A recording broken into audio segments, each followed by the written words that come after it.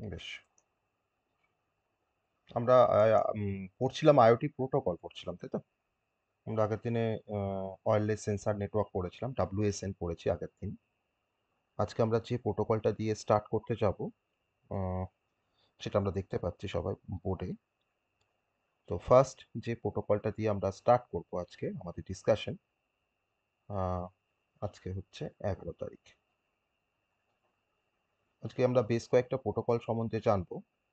আর এই প্রোটোকলগুলো অ্যাকচুয়ালি কি, তার বেসিক কনসেপ্ট, তার প্রোটোকলগুলোর কিছু ক্যারেক্টারিস্টিক বা কিছু অ্যাডভান্টেজ, আর তার সাথে কিছু application of this type of protocol. এগুলো বেসিক্যালি আমরা প্রোটোকলের মধ্যে আমরা পড়ব। তো তার মধ্যে যেটা প্রথমে যেটা নিয়ে ডিসকাশন করব, দ্যাট ইজ SCADA, অর্থাৎ স্ক্যাডা বলা হয় এটাকে অনেক সময়। এর একটা ফুল ফর্ম আছে, সেই ফুল ফর্মটা হচ্ছে supervisory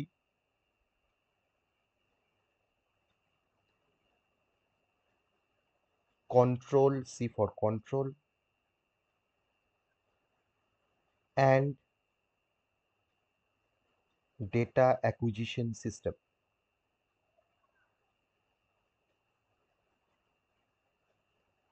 data acquisition system, okay. Data acquisition বা অ্যাকুইজিশন সিস্টেমও বলে, আমি এখানে এসটা যেহেতু দিইনি, আমি ওই জন্য ডেটা অ্যাকুইজিশন পর্যন্ত আমি বলছি full form, okay. Supervisory control and data acquisition. তো স্ক্যাডা প্রোটোকল নিয়ে আমাদের প্রথমে পড়তে হবে অবশ্যই। এটা একটা প্রোটোকল, আমি এটাকে একটা প্রোটোকল হিসাবে আমরা ট্রিট করতে পারি, বা এটাকে আমি অন্যভাবে বললে আমি বলতে পারি যে এই স্ক্যাডা হচ্ছে বেসিক্যালি একটা টেকনোলজি। এবার এই টেকনোলজিটা কি কাজ করে, কোথায় কাজে লাগে, বা এই প্রোটোকলটার সিগনিফিকেন্স কি, সেটা আমরা আস্তে আস্তে আমরা জানব। তো আবার অন্যভাবে বলতে গেলে, যে কোনো আইওটি সিস্টেমের ব্যাকবোনই হচ্ছে আমার স্ক্যাডা, বা এই প্রোটোকলটা হচ্ছে আমার আইওটি সিস্টেমের একটা ব্যাকবোন হিসাবে কাজ করে। আর যদি স্ক্যাডাকে যদি আমি আরএফআইডির সাথে যদি কম্বাইন করি, তাহলেও আমরা কিছু অ্যাডভান্টেজ এখান থেকে পেতে পারি, সেটা আমরা সেই কনসেপ্টে আমরা আসবো। The backbone of the IoT system. এবার এই স্ক্যাডা একটা আইওটি সিস্টেমকে যদি তুমি স্ক্যাডা প্রোটোকল দিয়ে যদি তুমি ডিজাইন করো, তাহলে আমরা বেসিক্যালি এই প্রোটোকলটাকে আমরা ব্যবহার করতে পারি কি পারপাসে ব্যবহার করতে পারি, না আমরা ইন্ডাস্ট্রিয়াল কন্ট্রোল পারপাসে এটাকে ব্যবহার করতে পারি। ইন্ডাস্ট্রিয়াল কন্ট্রোল বলতে বোঝায় আমার ইন্ডাস্ট্রিতে ডিফারেন্ট মেশিনারিজ আছে, তাদের মেনটেনেন্স আমাকে দেখতে হয়, ওকে। বা আমার ইন্ডাস্ট্রিতে তোমার ধরে নাও ডিফারেন্ট টাইপের গুডস আসছে, তাদেরকে ট্র্যাক রাখা, ইনভেন্টরি ম্যানেজমেন্ট করা, অ্যাসেট ম্যানেজমেন্ট করা, এই সমস্ত পারপাসে আমরা স্ক্যাডা প্রোটোকলটাকে আমরা ব্যবহার করব। তাহলে ইন্ডাস্ট্রিয়াল প্রসেসকে কন্ট্রোল করার জন্য, বা ইন্ডাস্ট্রিয়াল যত রকমের প্রসেসেস আছে সেই প্রসেসগুলোকে কন্ট্রোল করার জন্য, বা সেই প্রসেসেসগুলোকে মনিটর করার জন্য বেসিক্যালি আমাদের স্ক্যাডা সিস্টেম কিন্তু আমাদেরকে হেল্প করে, বা তার জন্য কিন্তু স্ক্যাডা সিস্টেমটাকে আমরা ডিজাইন করি বা আমরা ডেভেলপ করি, ওকে। তাহলে ইন্ডাস্ট্রিয়াল প্রসেসগুলোকে কন্ট্রোল করা আর ইন্ডাস্ট্রিয়াল প্রসেসগুলোকে মনিটর করা। সাপোজ আমার ইন্ডাস্ট্রিতে ধরো 10টা মেশিন আছে, অনেক বড় বড় মেশিন। তো সেই মেশিনগুলো একটা পার্টিকুলার টাইম ইন্টারভ্যাল পর পর আমাকে মেনটেনেন্স করতে হয়। আমি ধরলাম যে আমার প্রতিটা মেশিন আমাকে ১ বছর পর পর মেনটেনেন্স করতে হয়। এবার কোনো কারণে হয়তো আমার কোনো একটা মেশিনের হয়তো উপরে খুব প্রেশার পড়েছে, মেশিনটাকে হয়তো আগে মেনটেনেন্সের প্রয়োজন। তাহলে আমার কোন মেশিনের এখন মেনটেনেন্সের প্রয়োজন, কোন মেশিনের কোন পার্টসকে আমাকে চেঞ্জ করতে হবে, সেই সমস্ত কিছু, that is the industrial process. সেই ইন্ডাস্ট্রিয়াল প্রসেসগুলোকে বেসিক্যালি কন্ট্রোল করা অ্যাজ ওয়েল অ্যাজ সেগুলোকে মনিটর করা, যে প্রপার ওয়ার্কিং কন্ডিশনে আমার সেই আ সিস্টেমগুলো আছে কিনা বা কাজ করছে কিনা তাকে মনিটর করাও কিন্তু আমার স্ক্যাডার একটা মেইন কাজ, বা তার একটা ইউজ বলতে পারেন। তাই যদি আমরা আইওটির কনটেক্সটে যদি আমি স্ক্যাডার যদি আমি ইউজেস দেখার চেষ্টা করি বা কাজ দেখার চেষ্টা করি যে আমার স্ক্যাডা কি করতে পারে ইন আইওটি কনটেক্সট, তাহলে আইওটির কনটেক্সটে আমরা যেটা বলতে পারি সেটা হচ্ছে যে প্রথম যে কাজটা করে আমার স্ক্যাডা সেটা হচ্ছে কোনো ডেটাগুলোকে কালেক্ট করে। Collect the data. Car data collect করছে? না আমার আ ভেরিয়াস ইন্ডাস্ট্রিতে তোমার ধরে নাও মেশিনের সাথে ধরে নাও ডিফারেন্ট সেন্সর আছে, ডিফারেন্ট ডিভাইস কাজ করছে। তো সেই সেন্সর, সেই ডিভাইসগুলো থেকে ডেটাগুলোকে কালেক্ট করা কিন্তু আমার SCADA প্রোটোকলের একটা মেন কাজ। Okay? So collect data from different sensor and devices. Okay? Sensor and devices. যদি কোনো ডিভাইস থাকে, ইন্ডাস্ট্রিয়াল কোনো ডিভাইসেস, তার থেকেও কিন্তু ডেটাগুলোকে আমাকে কালেক্ট করতে হয়। যে হ্যাঁ, সেই ডেটাগুলোর উপরে বেস করে আমরা অ্যানালিসিস করে জানতে পারি যে আমার এটা কখন মেইনটেন্যান্স এর প্রয়োজন বা কখন আমার রিপেয়ার এর প্রয়োজন বা কখন আমার চেঞ্জেস এর প্রয়োজন আছে। শুধুমাত্র কালেক্ট করা কাজই নয়, তার সাথে, সাথে ডেটাগুলোকে কালেক্ট করার পর সেগুলোকে প্রসেসিং করাও কিন্তু আমার SCADA প্রোটোকলের একটা বা SCADA সিস্টেমের একটা মেইন কাজ। That is a process data. ডেটাগুলোকে কিন্তু প্রসেস করতে হয়। বা ডেটাগুলোকে আমাকে ইন্টারপ্রিয়েট করতে হয় বা অ্যানালাইসিস করতে হয়, যাতে করে আমরা ডেটাগুলো থেকে কোনো কিছু ট্রেন্ডকে যাতে আমরা আইডেন্টিফাই করতে পারি বা কোনো অ্যানোমালিসকে যাতে আমরা আইডেন্টিফাই করতে পারি বা আমার কোনো পোটেনশিয়াল কোনো ইস্যু আছে কিনা যাতে সেগুলোকে আমরা আইডেন্টিফাই করতে পারি বা অ্যানালাইজ করতে পারি। That is a process data. অবশ্যই আমার যে ডেটাগুলোকে কালেক্ট করছে সেটা কিন্তু রিয়েল টাইম ডেটা। আমার একটা সেন্সর এখন রিয়েল টাইমে কি আ ডেটা সে ফেচ করছে বা রিয়েল টাইম এনভায়রনমেন্ট এর কি স্ট্যাটাস, ওকে? বা আমার মেশিনটার কি status, that is a real time ডেটাগুলো কিন্তু অ্যাকচুয়ালি কালেক্ট করে আমার SCADA সিস্টেম। আর তার সাথে ডেটাগুলোকে কালেক্ট করলো, সেগুলোকে প্রসেস করলো, ইন্টারপ্রিয়েট করলো বা অ্যানালিসিস করলো। অ্যানালিসিস করার পর সেই ডিভাইসগুলোকে রিমোটলি কিন্তু সে কন্ট্রোল করতে পারবে। That is a control devices. এই কাজটাও কিন্তু বেসিক্যালি আমার SCADA সিস্টেম করে থাকে। That is a control device. যে শুধুমাত্র যে ডেটাগুলোকে কালেক্ট করছে বা প্রসেস করছে তা নয়, তার সঙ্গে, সঙ্গে কিন্তু সে কন্ট্রোলও করতে পারছে। তাহলে রিমোটলি কিন্তু আমার ডিফারেন্ট ইকুইপমেন্ট আছে বা আমার ডিফারেন্ট ডিভাইস আছে বা মেশিন আছে, তো সেই মেশিনগুলোকে আমার ডেটা কালেকশনের উপরে বেস করে তাদের সেটিংসগুলোকে অনেক সময় চেঞ্জ করতে হয় বা আমার ইকুইপমেন্টগুলোকে হয়তো আমাকে তার সেটিংসটাকে চেঞ্জ করতে হয় বা মেশিনটাকে হয়তো আমাকে ম্যানিপুলেট করতে হয় বা অপারেট করতে হয়। সেই সমস্ত কাজগুলো কিন্তু IoT কনটেক্সটে আমাদের SCADA সিস্টেম বেসিক্যালি পারফর্ম করে থাকে। ওকে? তো আমরা মেইনলি যে পারপাসের জন্য এটাকে ব্যবহার করব সেটা হচ্ছে for monitoring and controlling industrial processes. Okay? For monitoring and control of the industrial processes. এটা হচ্ছে মেইন কাজ আমাদের SCADA সিস্টেমে। ওকে? এবার এই যে আমরা SCADA নিয়ে আমরা কাজ করছি, তো পরে আমরা RFID কনসেপ্টে আসবো। তো তখন আমরা দেখতে পাবো যে SCADA আর মানে RFID একসাথে মিলে তারা কিভাবে কাজ করে। এবার যদি আমি SCADA র কয়েকটা অ্যাপ্লিকেশনের কথায় যাই, বেসিক কয়েকটা যদি আমরা অ্যাপ্লিকেশন যদি জানার চেষ্টা করি যে SCADA সিস্টেম বা SCADA প্রোটোকলে কি, কি অ্যাপ্লিকেশন আছে? তো সেই অ্যাপ্লিকেশন গুলো বলতে গেলে আমরা ১ম এই যেটা বলতে পারি যে ইন্ডাস্ট্রিয়াল কন্ট্রোল বা ইন্ডাস্ট্রিয়াল আ প্রসেসিং করা বা ইন্ডাস্ট্রিতে ডিফারেন্ট টাস্ক গুলোকে এনালাইজ করা, প্রসেসিং করা সেটা আমি বলতে পারি। তো আমরা যে জায়গাতে আমরা SCADA প্রোটোকলকে ব্যবহার করি, যেমন স্মার্ট ফ্যাক্টরিজ। এখন কিন্তু অনেক ফ্যাক্টরি কিন্তু অনেক স্মার্ট হয়ে গেছে। অনেক স্মার্ট হয়ে গেছে ইন দ্য সেন্স, কারণ এখন সবকিছু কিন্তু আমাদের সেন্সর বা অ্যাকচুয়েটরস বা ডিফারেন্ট টাইপের ডেটাগুলোকে নিয়ে এনালিসিস করা হয়। সেগুলোর উপরে ফার্দার অ্যাকশন টেকেন নেওয়া হয়। That is a smart factories বা স্মার্ট ইন্ডাস্ট্রি। ওকে? তো যেমন করে স্মার্ট হোম আছে, যেমন করে স্মার্ট সিটি আমরা ডেভেলপ করেছি, সেম ভাবে কিন্তু স্মার্ট ফ্যাক্টরিজ বা স্মার্ট ইন্ডাস্ট্রি কিন্তু সেখানে কাজ করে। তো স্মার্ট ফ্যাক্টরিতে বেসিক্যালি আমার প্রোডাকশনের একটা লাইন থাকে, প্রোডাকশনের একটা সিকোয়েন্স থাকে। তাকে মনিটরিং করা, আমার ইনভেন্টরিটাকে ট্র্যাক করা। ওকে? ইনভেন্টরি মানে হচ্ছে ধরুন আমার ওই কারখানার জন্য যা তোমার গুডস দরকার বা র মেটেরিয়াল দরকার, তো সেগুলো তো একটা জায়গায় স্টোর থাকে, তাকে ইনভেন্টরি বলা হয়। বা সেই ইনভেন্টরিতে আমার কোন প্রোডাক্টটা হয়তো শেষ হয়ে গেছে, কোন প্রোডাক্টটাকে আবার নতুন করে অর্ডার দিতে হবে, তো তাকে বলা হয় ট্র্যাকিং ইনভেন্টরি। আর তার সঙ্গে, সঙ্গে আমার রিসোর্স অ্যালোকেশনটাকে যতটা আমরা অপটিমাইজ করতে পারবো, তো সেই কাজগুলো বেসিক্যালি কিন্তু স্মার্ট ফ্যাক্টরিতে হয়ে থাকে। নাম্বার 2 হচ্ছে সাপ্লাই চেইন ম্যানেজমেন্ট। এই টার্মটা আমরা অনেক জায়গাতে শুনে থাকি, SCM। Supply chain management. তুমি একটা কোনো প্রোডাক্টকে অর্ডার করেছো হয়তো Flipkart এ। তো তুমি কিন্তু সেই প্রোডাক্টটা তুমি কিন্তু ট্র্যাক করতে পারো যে তোমার প্রোডাক্টটা এখন কোথায় আছে বা তবে কবে তোমার প্রোডাক্টটা তোমার কাছে আউট ফর ডেলিভারি হবে বা সেটা এখন কোন জায়গাতে রয়েছে। That is a tracking the movement of the goods বা অফ দ্য প্রোডাক্ট। তুমি কিন্তু ট্র্যাক করতে পারো তোমার গুডসটা তার মুভমেন্টটা কিরকম বা তোমার প্রোডাক্টটার মুভমেন্টটা কিভাবে হচ্ছে। শুধুমাত্র সাপ্লাই চেইন ম্যানেজমেন্ট এটাকে লুক আফটার করে না। তার সঙ্গে, সঙ্গে প্রোডাক্টের কোয়ালিটি তাকে লুক আফটার করে। সেটাকে এনশিওর করে যে হ্যাঁ, আমার এই প্রোডাক্টের কোয়ালিটিটা ভালো। আর তার সঙ্গে, সঙ্গে যে একটা প্রোডাক্ট ধরুন হয়তো ব্যাঙ্গালোর থেকে আসছে। তো সাপ্লাই চেইন ম্যানেজমেন্ট কি ঠিক করে যে এই প্রোডাক্টটাকে আমি কতটা কম কস্টের মধ্যে আমি এটাকে শিপিং করতে পারবো বা শিপমেন্ট করতে পারবো। তাহলে এই সমস্ত জিনিসগুলো কিন্তু তোমার দেখাশোনা করে সাপ্লাই চেইন ম্যানেজমেন্ট। অতএব সাপ্লাই চেইন ম্যানেজমেন্টে আমার কিন্তু স্ক্যাডা প্রোটোকল ব্যবহার করা হয়। নাম্বার 3 হচ্ছে স্মার্ট সিটিজ।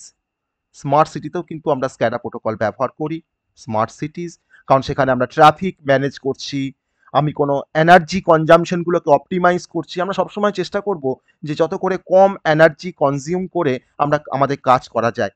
আমাদের ওয়েস্ট ম্যানেজমেন্টটাকে ইমপ্রুভ করার চেষ্টা করছি, যতটা ভালোভাবে আমরা ওয়েস্ট ম্যানেজমেন্টটাকে করতে পারি। তো সেটা সবই কিন্তু আমাদের স্মার্ট সিটির একটা করে পার্ট। আর এই পার্টগুলো পারফর্ম করার জন্য বা এই টাস্কগুলোকে পারফর্ম করার জন্য আমাদের বেসিক্যালি যে প্রোটোকলটা আমাদেরকে মানে হেল্প করে তার নাম হচ্ছে স্ক্যাডা প্রোটোকল।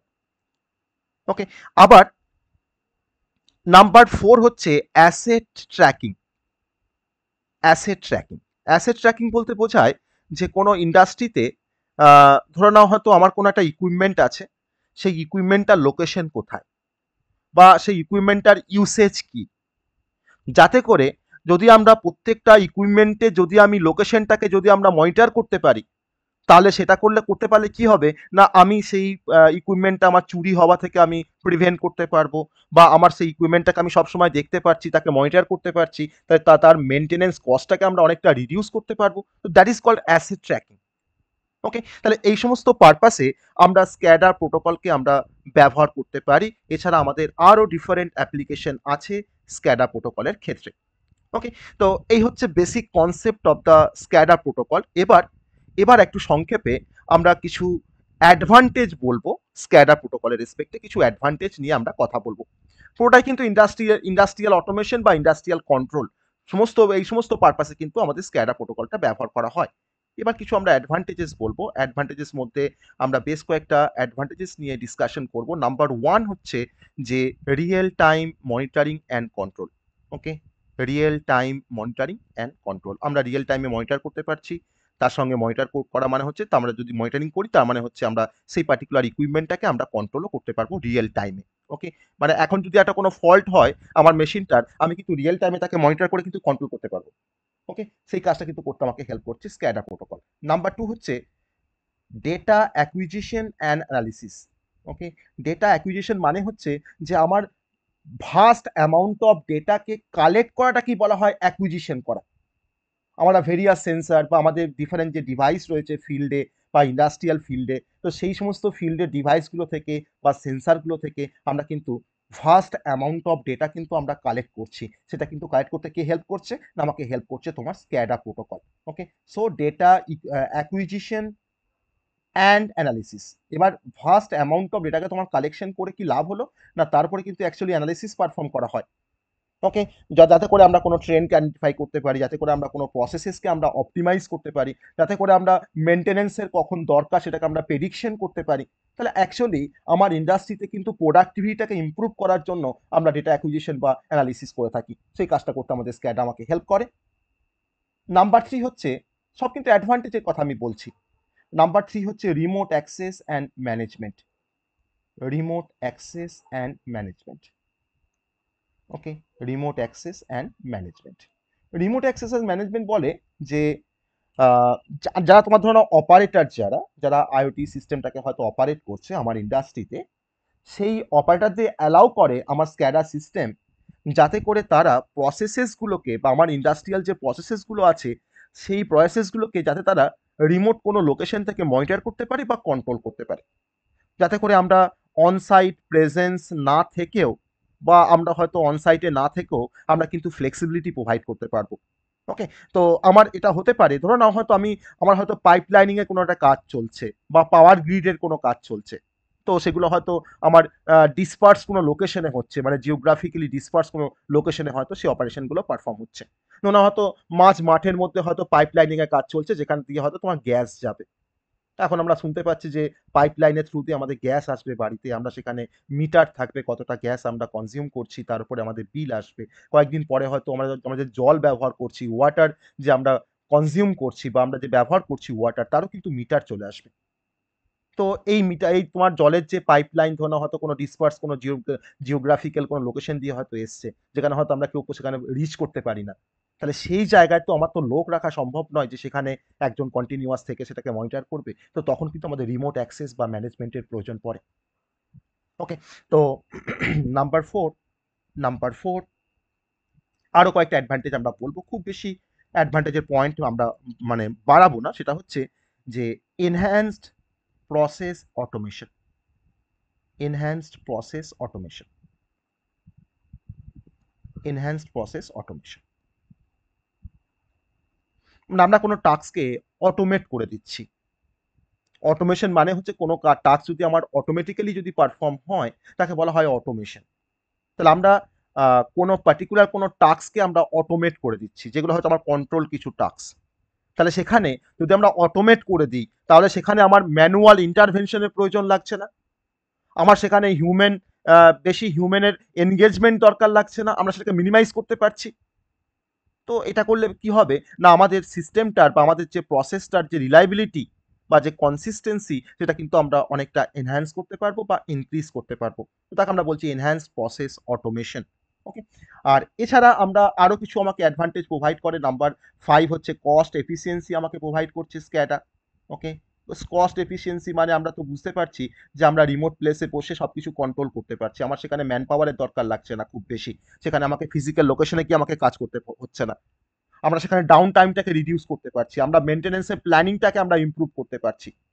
তার সঙ্গে, সঙ্গে আমার অপারেশনাল যে কস্ট মানে ওভার দ্য টাইম ডিফারেন্ট মেশিনকে মেইনটেন্যান্স করা, তাদেরকে রিপ্লেস করা। তো সেই মেইনটেন্যান্সের যে কস্টটা বা অপারেশনাল যে কস্টটা সেটা কিন্তু সিগনিফিকেন্টলি রিডিউস হয়ে যাচ্ছে যদি আমরা SCADA সিস্টেমে কাজ করি। ওকে? নাম্বার 6 হচ্ছে ইমপ্রুভ সেফটি। Improve safety. যেকোনো ইন্ডাস্ট্রিতে আমাদের সেফটি মেজার্স নিতে হয়। ওকে? তো সেই সেফটিটাকে ইমপ্রুভ করার জন্য আমরা অনেক সময় স্ক্যাডা ব্যবহার করি। তাহলে ইমপ্রুভ সেফটি মানে হচ্ছে ধরে নাও তোমার কিছু ক্রিটিক্যাল কিছু প্যারামিটার আছে। যে ক্রিটিক্যাল প্যারামিটারগুলোকে তোমাকে সবসময় কন্টিনিউয়াসলি তোমাকে মনিটর করতে হয় যে এই প্যারামিটারগুলো হয়তো যখন হয়তো যদি বেড়ে যায় হঠাৎ করে তাহলে হয়তো আমার বড় কিছু একটা সমস্যা হবে। তাহলে সেই ক্রিটিক্যাল প্যারামিটারগুলোকে কন্টিনিউয়াসলি মনিটর করতে আমরা স্ক্যাডা সিস্টেমকে আমরা ব্যবহার করি, যার থ্রু দিয়ে আমরা সেফটিটাকে আমরা অনেকটা মানে আনতে পারি বা ইমপ্রুভ করতে পারি। যদি হয়তো সেই প্যারামিটারটা তোমার ধরে নাও হয়তো কোনো কারণে একটা পার্টিকুলার থ্রেশহোল্ডের বেশি চলে যায় তাহলে হয়তো সেই মেশিনটা হয়তো বাস্ট করে যাবে। হতেই পারে। বা আমার ধরুন বয়লারে কোনো অপারেশন হচ্ছে। আমার ধরুন হয়তো যখন টেম্পারেচার যখন বেড়ে যাবে তখন তোমার হয়তো বয়লারটা হয়তো বাস্ট করে যাবে। তো সেই ক্রিটিক্যাল প্যারামিটারগুলোকে মনিটরিং করা কন্টিনিউয়াসলি, তো এটা এটা করার জন্য কিন্তু স্ক্যাডা সিস্টেম আমাকে হেল্প করে। আর এটা করলে কি হয় না, আমার কিন্তু সেফটিটাকে আমরা অনেকটা এনহ্যান্স করতে পারবো। যাতে করে আমরা আমাদের ইকুইপমেন্ট গুলোকে আমরা প্রোটেক্ট করতে পারছি বা আমাদের যে আদার্স যে মেশিনারিজ গুলো আছে আমাদের ইন্ডাস্ট্রিতে, তো সেগুলোকে যাতে আমরা অনেকটা সেফটি প্রোভাইড করতে পারছি। That is a advantage of the SCADA. আমি এখানে ৬ টা অ্যাডভান্টেজের কথা আমরা এখানে বেসিক্যালি বলেছি। ওকে? তাহলে আমরা তো একটু আগে তো আমরা অ্যাপ্লিকেশন বলছিলাম। তো অ্যাপ্লিকেশনের মধ্যে smart factory, SCM, smart city, আমি কিন্তু এখানে ব্রড কিছু অ্যাপ্লিকেশন বলেছি। ওকে? ব্রড কিছু অ্যাপ্লিকেশন বলেছি। আমি এবার এই অ্যাপ্লিকেশনটাকে একটু রিফাইনমেন্ট করব। একটু স্পেসিফিক্যালি আমরা কিছু অ্যাপ্লিকেশনের দিকে যাব। তো স্পেসিফিক কিছু অ্যাপ্লিকেশন যেটা আমরা স্ক্যাডার ক্ষেত্রে আমরা আবার একটু ডিসকাশন করছি। কয়েকটা পয়েন্ট আমি এখানে বলব। নাম্বার 1 হচ্ছে অয়েল অ্যান্ড গ্যাস।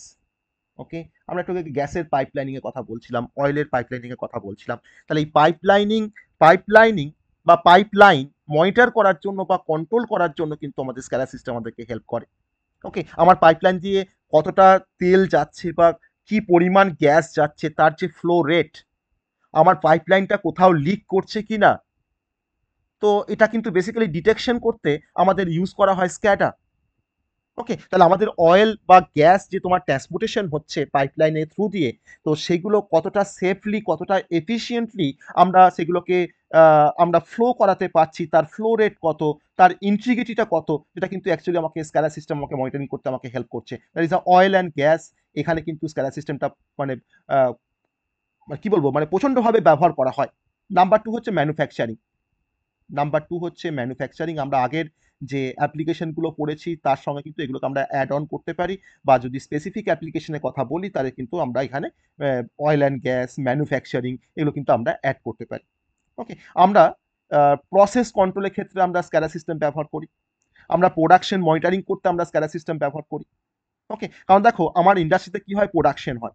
তো সেই প্রোডাকশনের তো একটা রেট থাকবে যে হ্যাঁ 5 দিনে আমাকে এত প্রোডাকশন করতে হবে বা 1 মাসে আমাকে এত প্রোডাকশন করতে হবে। এখন এই জিনিসটার চাহিদা বেশি, ডিমান্ড বেশি, এখন এই জিনিসটা আমাকে বেশি করে প্রোডাকশন করতে হবে। তাহলে আমার প্রোডাকশনের যে রেট, সেই রেটটাকে তোমার ট্র্যাক করবে কে? না স্ক্যাডা।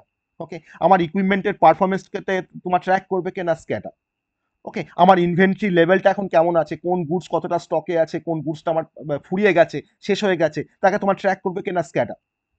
তার মানে অ্যাকচুয়ালি রিয়েল টাইমে আমার যে অ্যাডজাস্টমেন্টগুলো দরকার যাতে করে প্রোডাকশন টার্গেটটাকে আমরা মিট করতে পারি, তো তার জন্য তোমার রিয়েল টাইম যে অ্যাডজাস্টমেন্টের প্রয়োজন, তো তাকে সেই কাজগুলো কিন্তু করতে বেসিক্যালি আমাকে স্ক্যাডা আমাকে হেল্প করছে। তাহলে ম্যানুফ্যাকচারিং এর মধ্যে তোমার দেখো দুটো পার্ট আছে। একটা হচ্ছে প্রসেস কন্ট্রোল, মানে ম্যানুফ্যাকচারিং এর রেসপেক্টে আমাদের প্রসেস কন্ট্রোল করতে হচ্ছে বাই ইউজিং স্ক্যাডা, এটা কিন্তু একটা অ্যাপ্লিকেশন। আর তার সঙ্গে তোমার ম্যানুফ্যাকচারিং এর মধ্যে আমাদের প্রোডাকশনটাকে মনিটরিং করতে হচ্ছে, সেটাও কিন্তু একটা application of the SCADA. Okay, production monitoring. এবার আমরা থার্ড অ্যাপ্লিকেশনে যাব, স্ক্যাডার ক্ষেত্রে থার্ড অ্যাপ্লিকেশনে যাব, that is a transportation. That is a transportation. আমি কিছু স্পেসিফিক কিছু অ্যাপ্লিকেশনের কথা এখানে বলছি। আগে আমরা ব্রড সেন্সে কিছু আমরা কথা বলেছিলাম। তো ট্রান্সপোর্টেশনের ক্ষেত্রে আমাদের প্রথম যে অ্যাপ্লিকেশনটা, that is a traffic management. That is a traffic management. Traffic management করতে আমাদের স্ক্যাডা কিভাবে হেল্প করতে পারে? না, ধরে নাও আহ, আমার একটা ইন্টেলিজেন্ট কোনো ট্রান্সপোর্টেশন সিস্টেম আছে। তো যে ট্রান্সপোর্টেশন সিস্টেমটা আমার ট্রাফিক লাইট থেকে শুরু করে, হ্যাঁ, আমার যে টোল প্লাজাগুলো থাকে, টোল বুথ বলে অনেক সময়, বা রেলওয়ে যে সিগন্যাল থাকে, তো সেই সিগন্যালগুলো বা সেই ট্রাফিক লাইটগুলোকে মনিটর করা বা কন্ট্রোল করার জন্য কিন্তু স্ক্যাডা সিস্টেম কিন্তু ব্যবহার করা হয়। That is a traffic management. Okay, that is a traffic management. Okay, আবার ডিফারেন্ট আমার ধরে নাও হয়তো পাবলিক যে ট্রানজিট যে সিস্টেম আছে, যেমন সাবওয়ে বা ট্র্যামস বা ধরে নাও হয়তো বাসেস। তো আমার ভেহিকলগুলো তোমার কিভাবে যাচ্ছে আসছে, আমরা ভেহিকলগুলো তোমার শিডিউল কিভাবে ফিক্স আপ করছি, তো তাকেও তোমার কিন্তু ট্র্যাক করতে বেসিক্যালি ব্যবহার করা হয় আমাদের স্ক্যাডা প্রোটোকল। এটাকে বলা হয় public transit system. Public transit system. Transit system. তো এই কাজটা করতে কিন্তু আমাদের এই প্রোটোকলটা আমাকে হেল্প করে। আর আরেকটা অ্যাপ্লিকেশন বলতে পারি number 4, that is a building automation. Building automation, এখানেও কিন্তু স্ক্যাডার অ্যাপ্লিকেশন রয়েছে। বিল্ডিং অটোমেশন কি বলতে বোঝায় আমরা একটু জাস্ট জানার চেষ্টা করি। যে একটা ধরুন স্মার্ট বিল্ডিং আছে, তাহলে স্মার্ট বিল্ডিং মানে সেখানে সমস্ত রকমের একটা বিল্ডিংকে স্মার্ট করার জন্য তোমার যে প্যারামিটারগুলো দরকার বা যে সিস্টেমগুলো ইনকর্পোরেট করা দরকার সেগুলো সবই আছে। আমার সেখানে ধরো হয়তো যে আমার বিল্ডিং তোমার কতটা হিট হচ্ছে বা কতটা হিট জেনারেট করছে, বা আমার ভেন্টিলেশনটা কেমন আমার বিল্ডিং এর, আমার এয়ার কন্ডিশনিংটা কি অবস্থায় আছে, আমার লাইটিং কেমন, ওকে, আমার এনার্জি ইউজেসটা আমরা অপটিমাইজ করতে পারছি কিনা, বা কমফোর্ট লেভেলটাকে আমরা এনহ্যান্স করতে পারছি কিনা। তো তার জন্য এই পুরো বিষয়গুলোকে কিন্তু তোমার কন্ট্রোল করছে স্ক্যাডা সিস্টেম। ওকে, এটাকে বলা হয় লাইটিং কন্ট্রোল বা এইচভ্যাক বা লাইটিং কন্ট্রোল। এটা কিন্তু আমাদের একটা বিল্ডিং অটোমেশনের একটা পার্ট। ওকে, আবার আমার বিল্ডিংটাকে স্মার্ট করার জন্য আমাদের নিশ্চয়ই কোনো সিকিউরিটি সিস্টেম থাকবে। তো আমার সিকিউরিটি সিস্টেমদের থ্রু দিয়ে হয়তো আমরা কোনো সার্ভিলেন্স কোনো ক্যামেরা আছে, বা হয়তো অ্যাক্সেস কন্ট্রোলটাকে আমরা ম্যানেজ করতে পারছি, বা কোনো ইন্ট্রুশন যদি আসে তাকে আমরা ডিটেকশন করতে পারছি। অর্থাৎ সিকিউরিটি অ্যান্ড অ্যাক্সেস কন্ট্রোল এটাও কিন্তু বিল্ডিং অটোমেশনের একটা পার্ট। তাহলে এই সমস্ত কাজগুলো করতেও কিন্তু আমাদেরকে বেসিক্যালি আমরা ব্যবহার করতে পারি আমাদের স্ক্যাডা প্রোটোকলকে। আর number 5, that is agriculture. Number 5 হচ্ছে এগ্রিকালচার। তো এগ্রিকালচার কিন্তু এখন একটা বড় ফিল্ড, একটা এগ্রিকালচার মানে আমরা স্ক্যাডা বেসিক্যালি অটোমেট করতে পারে আমার এগ্রিকালচারে তোমার যে ইরিগেশন যে সিস্টেম আছে, ইরিগেশন সিস্টেম কিন্তু সিভিলের একটা পার্ট। ইরিগেশন ইঞ্জিনিয়ারিং সিভিলের একটা সাবজেক্ট। তো ইরিগেশন সিস্টেম মানে বোঝায় যে আমার যে এগ্রিকালচার যে ফিল্ড আছে, আমার যে মাটি আছে, সেই মাটির আমার এখন সয়েল ময়েশ্চার লেভেলটা কতটা, তো তার যে তোমার ডেটা, আমার ওয়েদার কন্ডিশন তাকে ট্র্যাক করা, তাকে অটোমেট করা। ওকে, যাতে করে আমরা ওয়াটারের ইউজেসটাকে আমরা এফিসিয়েন্টলি আমরা এনসিওর করতে পারি, আর যাতে করে আমরা আমার যে ক্রপগুলোকে আমি আমার এই এগ্রিকালচারের মধ্যে আমরা লাগিয়েছি, সেই ক্রপগুলোকে যাতে আমরা অল্প দিনের মধ্যে বড় করে তুলতে পারি। ওকে, অর্থাৎ এগ্রিকালচারের মধ্যে আমাদের তোমার ইরিগেশন ম্যানেজমেন্ট, এটাকে বলা হয় ইরিগেশন ম্যানেজমেন্ট। তো ইরিগেশন ম্যানেজমেন্ট করতেও কিন্তু স্ক্যাডা সিস্টেম আমাকে হেল্প করে। ওকে, ইরিগেশন ম্যানেজমেন্ট। এছাড়া আরো অনেক অ্যাপ্লিকেশন আছে, যেমন রিনিউয়েবল এনার্জি। ওকে, আমাদের যে সোলার প্যানেলগুলো কাজ করে বা আমাদের যে টারবাইনগুলো কাজ করে, তো সেখানে আমরা কতটা আমরা তো সোলার প্যানেল কেন ব্যবহার করি, যাতে করে আমরা ওখান থেকে এনার্জি পেতে পারি, যাতে করে আমাদের নর্মাল যে এনার্জিটা আমরা যাতে কম কনজিউম করতে পারি, তাই না? যাতে করে আমরা ইলেকট্রিসিটির উপরে ডিপেন্ড করতে যাতে আমাকে না হয়। এবং তার জন্য কিন্তু আমরা যেটাকে বলা হয় রিনিউয়েবল এনার্জি। তো এই রিনিউয়েবল এনার্জি কিন্তু ইমপ্লিমেন্ট করার জন্য কিন্তু স্ক্যাডা সিস্টেম কিন্তু বেসিক্যালি সেগুলোকে মনিটর করতে পারে বা কন্ট্রোল করতে পারে তাদের অপারেশনগুলোকে। ওকে? তো আমাদের সেটা হচ্ছে রিনিউয়েবল এনার্জি আরেকটা অ্যাপ্লিকেশন। তো আমরা এই ৬ টা অ্যাপ্লিকেশন দিয়ে আমরা স্ক্যাডার যে কনসেপ্টটা সেটাকে আমরা শেষ করছি। ওকে? Renewable energy. তো যদি আমাদের পরীক্ষায় রাইট আ শর্ট নোট যে প্রোটোকলগুলো আছে তার কিন্তু বেসিক্যালি শর্ট নোট আসে। যদি আমাদের শর্ট নোট আসে তাহলে আমরা স্ক্যাডা কি তাকে ফার্স্ট আমরা মানে সেটাকে ডিসকাস করতে পারবো, তার ইউজেসটা বলতে পারবো, তার অ্যাপ্লিকেশন তার অ্যাডভান্টেজ বলবো ফার্স্টে, তারপরে তার অ্যাপ্লিকেশন বলবো। ওকে? আমাদের হয়তো ৪ নাম্বার থাকবে বা ৩ নাম্বার থাকবে। তো ৩ নাম্বারে বা ৪ নাম্বারের জন্য আমরা যে কনসেপ্টটা ডিসকাশন করলাম বা যেটুকু আমরা ডিসকাশন করলাম সব মানে এটা কিন্তু সাফিসিয়েন্ট। ওকে? এটা হচ্ছে আমাদের স্ক্যাডার কনসেপ্ট। সবাই বুঝতে পারলাম আমরা স্ক্যাডার কনসেপ্ট? সবাই বুঝতে পেরেছি? সবাই বুঝতে পেরেছি?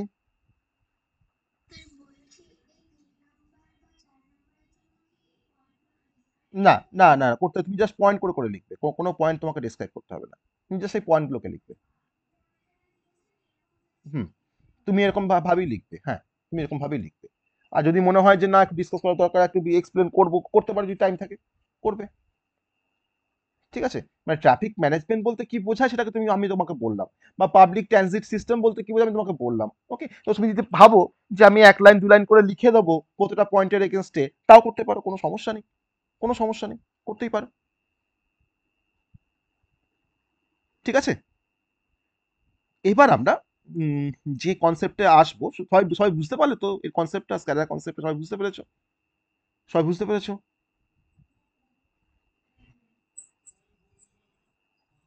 হুম,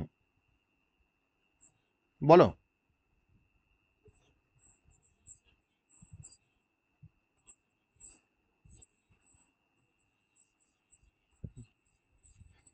হ্যাঁ, হ্যাঁ, হ্যাঁ, হ্যাঁ, হয়ে যাবে। কোনো সমস্যা নেই।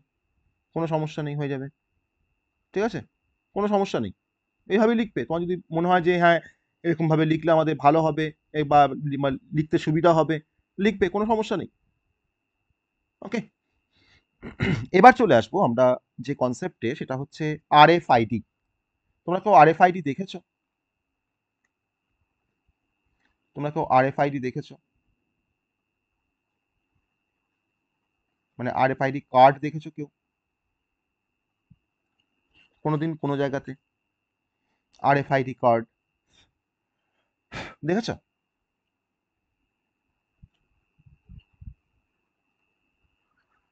RFID বলো, বলো। কেউ দেখেছো কিনা RFID কার্ড? দেখোনি। ওকে। তো RFID stands for Radio Frequency Identification. Okay, Radio Frequency Identification. That is a RFID identification.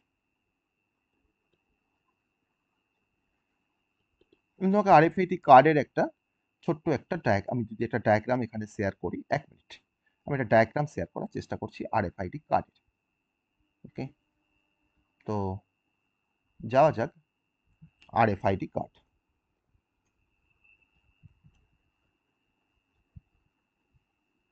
আমি শেয়ার করছি, স্ক্রিনটা আমি শেয়ার করছি। আমি তোমাকে স্ক্রিনটা শেয়ার করছি। এবার দেখো, তোমরা এই কার্ডগুলো কোথাও দেখেছো কিনা আমাকে একটু বলবে। দেখো আমার স্ক্রিনটা শেয়ার হয়েছে। দেখো তো এরকম কোনো কার্ড দেখেছো কিনা? দেখেছো এরকম কার্ড? যেটা আমি দেখো ডান দিকে যেটা আমি দেখাচ্ছি। হ্যাঁ? এটাকে RFID মডিউল বলা হয় বা RFID রিডার বলা হয়। কার্ডগুলো এরকম দেখতে হয়। এটা হচ্ছে RFID কার্ড। Radio frequency. এটা হচ্ছে রেডিও ফ্রিকোয়েন্সি আইডেন্টিফিকেশন। দেখেছি আমরা এরকম কার্ড কোথায়? আরেকটা ভালোভাবে। হ্যাঁ, এক্সাক্টলি, এক্সাক্টলি। এবার দেখো তো বুঝতে পারছো কিনা এবার? একটা কোম্পানির যে আই কার্ড, তাই তো?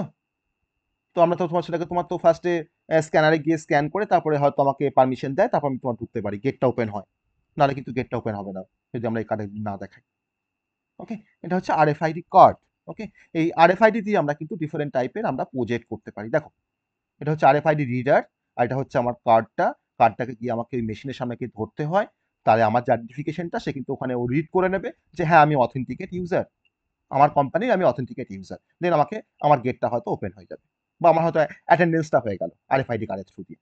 তো আমরা অ্যাটেন্ডেন্স সিস্টেম ডেভেলপ করার জন্য কিন্তু আরএফআইডি কার্ড ব্যবহার করতে পারি, বা এটাকে আরএফআইডি ট্যাগ বলা হয় অনেক সময়, বা কার্ড সিস্টেম বলা হয়। ওকে, তো এরকম কিন্তু এটা হচ্ছে বেসিক্যালি আরএফআইডি কার্ড।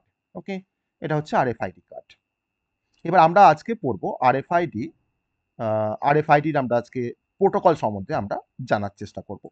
আরেকটু ভালোভাবে দেখালে এরকমভাবে দেখায় যে আরএফআইডি 13.56 মেগাহার্টজ রিডার রাইটার। এটা তোমার চিপের যে আইসি নাম্বারটা সেটা হচ্ছে MFRC522। ওকে, এটা কিন্তু আরএফআইডি কার্ড। এখানে এটা কিন্তু কিনতে পাওয়া যায় মার্কেটে। ওকে, আরএফআইডি কার্ডটা। তো পুরো পুরো মডিউলটা আমাকে একসঙ্গে কিনতে হয়। আরএফআইডি মডিউল, তার সঙ্গে হচ্ছে তার মধ্যে রিডার রাইটার সব থাকে। এবার আমরা কনসেপ্টে ফিরে আসছি। Radio frequency identification. তো আমরা তার মানে বুঝতে পারছি যে আরএফআইডি থ্রু দিয়ে, বা তুমি এখানে বলতে পারো যে আরএফআইডি হচ্ছে একটা স্মল একটা ইলেকট্রনিক একটা ডিভাইস, যে ডিভাইসটা তোমার কনসিস্ট হয় তার মধ্যে তোমার কিন্তু একটা স্মল চিপ থাকে কার্ডটার মধ্যে, আর একটা অ্যান্টেনা থাকে। ওকে, আর এই চিপটার মধ্যে আমরা ক্যারি করতে পারি 2000 বাইট অফ ডেটাকে, বা তার থেকে তোমার কম ডেটাও থাকতে পারে। ওকে, আর এই আরএফআইডি ডিভাইসটা বেসিক্যালি আমাদের সেম পারপাসে ব্যবহার করা হয়। যেমন ধরো হয়তো আমরা বলছি বারকোড, আমরা বারকোড সবাই জানি, বইয়েতে আমাদের বারকোড থাকে, তাই তো? তো বা ধরো না হয়তো ক্রেডিট কার্ডে তোমার পিছনে দেখবে তোমার একটা ম্যাগনেটিক একটা স্ট্রিপ থাকে, বা এটিএম কার্ডে তোমার দেখবে পিছনে হয়তো দেখবে একটা ম্যাগনেটিক স্ট্রিপ থাকে, থাকে না? ওকে, তো সেটাকে আমি বেসিক্যালি আরএফআইডির সঙ্গে তোমার জাস্ট আমি মানে কম্পেয়ার করছি। আর এই আরএফআইডি কার্ডের মধ্যে আমার একটা ইউনিক একটা আইডেন্টিফায়ার নাম্বার থাকে, যাতে করে আমার ওই আরএফআইডি রিডারটা দেখে বুঝতে পারে যে আমার আইডি নাম্বার কোনটা, বা আমার ইউনিক আইডি নাম্বার কোনটা। ওকে, তাহলে কোনো অবজেক্টকে আইডেন্টিফাই করার জন্য আমার একটা ইউনিক আইডেন্টিফায়ার নাম্বার থাকে, আর সেই নাম্বারটা কিন্তু আমার কার্ডের সাথে কিন্তু অ্যাটাচ থাকে। তো তার মানে তুমি বলতে পারো যে যখন আমি ওই আরএফআইডি কার্ডটা নিয়ে যখন তোমার ওই আরএফআইডি যে রিডারের সামনে যখন ধরি, তখন কিন্তু আমার ওই আইডি নাম্বারটার সঙ্গে কিন্তু ওর যে আইডি নাম্বারটা তোমার স্টোর করা আছে ওর সার্ভারে বা ওর মেশিনে, তার সঙ্গে ম্যাচ করায় যে হ্যাঁ এ কোনো ভ্যালিড ইউজার কিনা, বা তার যে এমপ্লয়ি আইডি আছে, তো সেই এমপ্লয়ি আইডি হয়তো 211 সাপোজ। তো সেই 211-র সঙ্গে যখন ম্যাচ করে যাবে যে হ্যাঁ 211 মানে এই পার্টিকুলার পার্সেন্ট, তো তখন কিন্তু আমার আহ, যে অ্যাকচুয়েটার্স থাকবে তার থ্রু দিয়ে হয়তো আমার গেটটা ওপেন হয়ে যাবে, ওকে, আর আরএফআইডি কার্ড থেকে বা ট্যাগ থেকে ডেটাগুলোকে রিড করে আমার যেখানে স্টোর থাকে সেটা বেসিক্যালি কিন্তু একটা ডেটাবেস। আর এই তোমার আরএফআইডি কার্ড থেকে তোমার রিড করতে পারে কে না আরএফআইডি রিডার, যার থ্রু দিয়ে আমরা কোনো বারকোডকে আমরা হয়তো রিড করতে পারি। কিন্তু আমার এখানে আরএফআইডি যে রিডারটা সে কিন্তু কোনো বারকোডকে রিড করতে পারে না, বা কোনো কিউআর কোডকে রিড করতে পারে না, সে কিন্তু শুধুমাত্র আরএফআইডি ট্যাগ থেকে কিন্তু সে কিন্তু ডেটাগুলোকে রিড করতে পারে। ওকে, কিন্তু আরএফআইডি তোমার যে ডেটাগুলো সেগুলো কিন্তু তোমার রিড করা হয় লাইন অফ সাইট কমিউনিকেশনের থ্রু দিয়ে। স্যাটেলাইট কমিউনিকেশনে কিন্তু লাইন অফ সাইটের কথাটা আমরা পড়েছি। তাহলে আরএফআইডির মধ্যে আমার বেসিক্যালি তোমার যেটা থাকে সেটা হচ্ছে যে একটা আরএফআইডি কার্ড বেসিক্যালি তোমার কনসিস্ট হয় একটা ইন্টিগ্রেটেড একটা সার্কিট থাকে তার মধ্যে, আর তার সঙ্গে থাকে একটা অ্যান্টেনা। ওকে, তার সঙ্গে তোমার থাকে কিন্তু একটা অ্যান্টেনা থাকে। ওকে, এটাকে নিয়ে কোনো আরএফআইডি কার্ড বা আরএফআইডি ট্যাগ কিন্তু বেসিক্যালি কনসিস্ট হয় আইসি বা অ্যান্টেনা নিয়ে। ওকে, এবার আমরা আরএফআইডির সঙ্গে আমরা যাব, আরএফআইডি কার্ডের এবার কনসেপ্টে যাব আমরা। তার কিছু ক্যারেক্টারিস্টিক, তার কিছু অ্যাডভান্টেজ, তার কিছু অ্যাপ্লিকেশন, সেগুলোকে আমরা এবার আস্তে আস্তে আমরা জানার চেষ্টা করব। তাহলে আমরা ওভারঅল আমরা আরএফআইডি কার্ড বলতে কি বোঝায় তার কিন্তু বেসিক ধারণা কিন্তু আমাদের মাথার মধ্যে এখন ঢুকে গেছে যে হ্যাঁ এটাকে আরএফআইডি বলা হয়, এটাকে আরএফআইডি বলা হয়। তো আরএফআইডি টেকনোলজি, এটাকে আমি এটা প্রোটোকল বলতে পারি বা একটা টেকনোলজি বলতে পারি। যে টেকনোলজিটা তোমার ইউজ করে যে ওয়েবটাকে, সেই ওয়েবটার নাম হচ্ছে রেডিও ওয়েব। কিন্তু রেডিও কমিউনিকেশন করে, বা রেডিও ওয়েবের থ্রু দিয়ে কিন্তু ও রিড করে পুরো জিনিসটা। ওকে, যাতে করে এই রেডিও ওয়েবের থ্রু দিয়ে সেই আরএফআইডি কার্ডটা কোনো পার্টিকুলার কোনো অবজেক্টকে আইডেন্টিফাই করতে পারে। যেমন করে আমি ধরুন একটা এমপ্লয়িকে আইডেন্টিফাই করছি যে হ্যাঁ এটা একটা ভ্যালিড এমপ্লয় বা অথেন্টিকেট এমপ্লয়, বা কোনো অবজেক্টকে কিন্তু সে ট্র্যাক করতে পারে, সে কোনো অবজেক্টকে কিন্তু সে ট্র্যাক করতে পারে। ওকে, আর আমরা আমাদের আইওটি অ্যাপ্লিকেশনে এই আরএফআইডি ট্যাগটাকে আমরা অ্যাটাচ করতে পারি কোনো প্রোডাক্টের সাথে বা কোনো অ্যাসেটের সাথে। আরএফআইডি একটা ট্যাগ তোমার লাগিয়ে রাখলাম। ওকে, ধরে নাও আমি ধরে নাও একটা স্মার্ট তোমার ব্যাগ তৈরি করেছি, স্মার্ট ব্যাগ। ওকে, বা হয়তো স্মার্ট সুটকেস, আগেকার দিনে তোমার সুটকেস ব্যবহার করা হতো, মনে আছে সবার? সুটকেস, সবার তখন অফিসে তোমার একটা করে সুটকেস নিয়ে, এখন অনেকে যায়, খুব অল্প জন হয়তো, কিন্তু তারা একটা সুটকেস নিয়ে তারা অফিসে যায়। তো আমি সেই সুটকেসটার সাথে আমি একটা ধরে নাও হয়তো একটা আরএফআইডি ট্যাগ আমি লাগিয়ে রেখেছি বা কার্ড লাগিয়ে রেখেছি। তাহলে আমার ওই সুটকেসটা বা আমার ওই ডিভাইসটা বা আমার ওই সুটকেসটা বা আমার ওই ইকুইপমেন্টটা সেটা এখন কোথায় যাচ্ছে, কোন লোকেশনে আছে, তার ইউসেজ কি, সবটা কিন্তু আমরা মনিটর করতে পারবো। That is a product or asset. তাহলে আমরা আরএফআইডি ট্যাগটাকে আমরা অ্যাটাচ করতে পারি কোনো প্রোডাক্টের সাথে বা কোনো অ্যাসেটের সাথে। আবার আমার এমপ্লয়ির যে মুভমেন্ট, আমার ইন্ডাস্ট্রিতে বা আমার কোম্পানিতে এমপ্লয়ির যে মুভমেন্ট, আজকে বর্তমান দিনে সমস্ত আইটি কোম্পানিতে কিন্তু তোমার আরএফআইডি ট্যাগের থ্রুতে কিন্তু তোমার অ্যাটেন্ডেন্স হয়। তো আমি সেখানে আমার এমপ্লয়ীদের অ্যাক্সেস কন্ট্রোল করতে পারি, বা আমি ট্র্যাক করতে পারি যে আমার কোম্পানিতে এখন কতজন এমপ্লয়ি আজকে প্রেজেন্ট আছে। ওকে, তাহলে আমরা কোনো পিপলের সাথেও কিন্তু আমরা আরএফআইডি ট্যাগটাকে কিন্তু আমরা অ্যাটাচ করতে পারি কোনো পিপলের সাথে। সে হয়তো ক্যারি করছে, পকেটে নিয়ে ক্যারি করছে, বা তার যে আই কার্ড তোমার গলায় ঝোলানো আছে, এটা একটা আরএফআইডি ট্যাগস বা কার্ড, তার মধ্যে তোমার একটা আইসি আছে, তোমার একটা অ্যান্টেনা আছে। ওকে, তো that is the basic concept of the RFID. Okay, এবার ডিফারেন্ট টাইপের আরএফআইডি প্রোটোকল আছে, আমি সেই প্রোটোকলগুলোর নাম এখানে বলছি না। ডিফারেন্ট টাইপের আইওটি প্রোটোকল আছে, যেমন কিছু আরএফআইডি প্রোটোকলের যদি নাম বলা যায়, তো আমি সেখানে বলতে পারি এনএফসি, কমন আইওটি প্রোটোকলের যে আমার কমন যে আরএফআইডি যে প্রোটোকল, তার একটা নাম আমি বলতে পারি, সেটা তোমার হচ্ছে NFC, near field communication. NFC নামটা হয়তো আমরা শুনেছি অনেকে। এটা কিন্তু তোমার আরএফআইডি তোমার একটা সাবসেট বলতে পারো, বা সাবসেট টেকনোলজি আরএফআইডি। মানে আমরা শর্ট রেঞ্জ কমিউনিকেশনের জন্য বিটুইন দ্য ডিভাইসেস আমরা কিন্তু তোমার এনএফসি ব্যবহার করি। যেমন ধরুন হয়তো কোনো কন্ট্যাক্টলেস কোনো পেমেন্ট সিস্টেম, বা ধরুন হয়তো স্মার্টফোন, দুটো স্মার্টফোনের মধ্যে হয়তো আমি কমিউনিকেশন করবো, আমি কিন্তু এনএফসি থ্রু দিয়ে কমিউনিকেশন করছি, তারা কিন্তু শর্ট ডিস্টেন্সের মধ্যে আছে। ওকে, তাহলে আমরা সিকিউরলি কোনো ডেটা এক্সচেঞ্জ করার জন্য কিন্তু আমরা এনএফসি ব্যবহার করি, নিয়ার ফিল্ড কমিউনিকেশন। এটা কিন্তু আরএফআইডির একটা সাবসেট বলতে পারো। ওকে, নিয়ার ফিল্ড কমিউনিকেশন। পরে হয়তো আমরা এনএফসি নিয়ে আমরা কিছুটা স্টাডিও করব, আমাদের যখন এনএফসি যখন প্রোটোকলে যাব, তখন কিন্তু আমরা এনএফসি নিয়ে একটু স্টাডিও করব। ওকে, তো আমি এখানে কিন্তু এনএফসি সম্বন্ধে আর বেশি কিছু বলছি না। তো এবার এই আরএফআইডি যদি আমরা ইন্টিগ্রেট করি আমার স্ক্যানার সাথে, তাহলে আমি যদি এখন বলি যে combination of SCADA and RFID আমাকে কিছু অ্যাডভান্টেজকে অফার করে, যদি আমরা একসাথে মার্চ করি, যে আমার স্ক্যাডাও আছে আমার আরএফআইডিও আছে, তো দুটোকে আমি একসাথে মার্চ করেছি, combination of SCADA and RFID, তাহলে সেক্ষেত্রে কিন্তু আমাকে যে অ্যাডভান্টেজগুলো প্রোভাইড করে দুটো একসাথে মিলে কম্বিনেশন, এদের combination, that is a real time tracking, enhance automation, improved efficiency, বা বলতে পারি এনহ্যান্স সিকিউরিটি। আবার যদি আমি স্ক্যাডা আর আরএফআইডি কে যদি আমি একসঙ্গে যদি কম্বাইন করি, বলি তার অ্যাপ্লিকেশন কি হবে, আমি তখন কি তোমার আগে তোমার যে অ্যাপ্লিকেশনগুলো বলে এসেছি স্ক্যাডার ক্ষেত্রে, যে smart factory, supply chain management, smart city, asset tracking, সব কিন্তু আমাদের combine application SCADA and RFID একসাথে। তাহলে আমাদের স্ক্যাডা আর আরএফআইডি কিন্তু বেসিক্যালি একটা কমপ্লিমেন্টারি টেকনোলজি, আর যে টেকনোলজিটাকে ব্যবহার করে আমরা কোনো পাওয়ারফুল আইওটি সলিউশন আমরা ক্রিয়েট করতে পারবো বা ডেভেলপ করতে পারবো। তাহলে আমাদের ম্যাক্সিমাম কোম্পানিতে বা ম্যাক্সিমাম ইন্ডাস্ট্রিতে আরএফআইডির সাথে কিন্তু তোমার স্ক্যাডাকে ব্যবহার করা হয়।